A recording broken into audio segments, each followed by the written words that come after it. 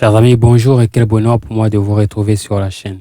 Vous avez été nombreux à nous demander ce que nous faisons lorsque nous rencontrons des problèmes d'actualité et dont personne ne semble faire preuve d'objectivité. Il s'agit de l'Afrique, en particulier de sa démographie. La population mondiale a explosé au cours du dernier siècle et l'Afrique ne fait pas l'exception. Alors même que d'autres pays développés dont le taux de croissance est en négatif, la population a drastiquement régressé, mais l'Afrique, elle, est restée totalement épargnée. La population africaine est passée de 140 millions à 1,4 milliard d'habitants entre 1900 et aujourd'hui. C'est donc là un énorme pas en avant. En fait, les projections indiquent que la population africaine atteindra les 4,2 milliards d'habitants d'ici 2100. Si la population africaine ne représentait que 10% de la population mondiale en 1950, elle ne représentera qu'un tiers en 2100, ce qui veut dire qu'une personne sur 3 sera africain.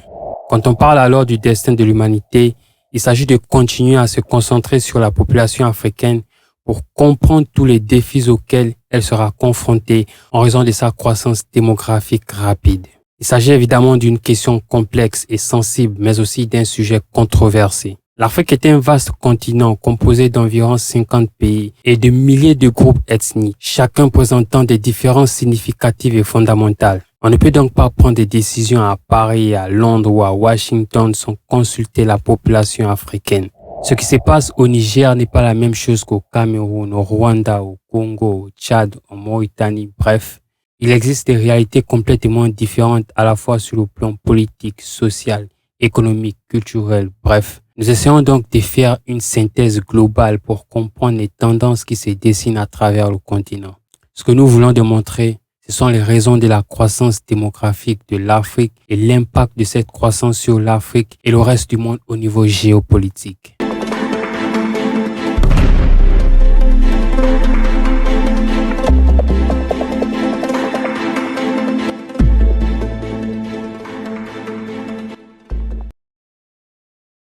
En fait, pour bien comprendre ce qui se passe, nous devons d'abord clarifier ce qui détermine le taux de croissance global selon une courbe raisonnable.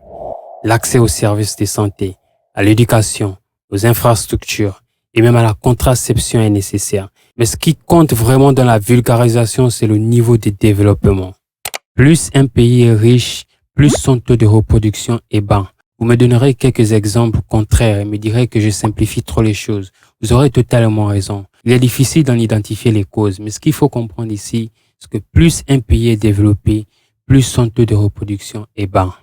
Et cela nous amène à l'Afrique, notamment en raison de son retard économique, causé par la colonisation et la destruction qui a entraîné le départ partiel ou total des grandes puissances européennes.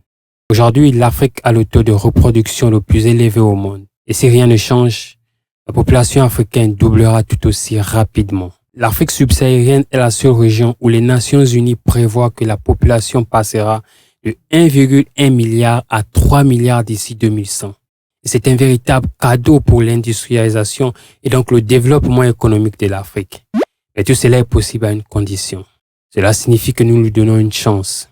Sans les moyens de lui fournir du travail, de la sécurité, un accès à l'éducation, les moyens de prendre soin d'elle, nous aurons bientôt de gros problèmes. Si les jeunes n'ont aucun espoir de trouver un bon emploi, ils se tournent vers la délinquance. Le résultat est l'émergence des chefs de guerre, de groupes armés éphémères, de conflits avec le gouvernement et des guerres civiles.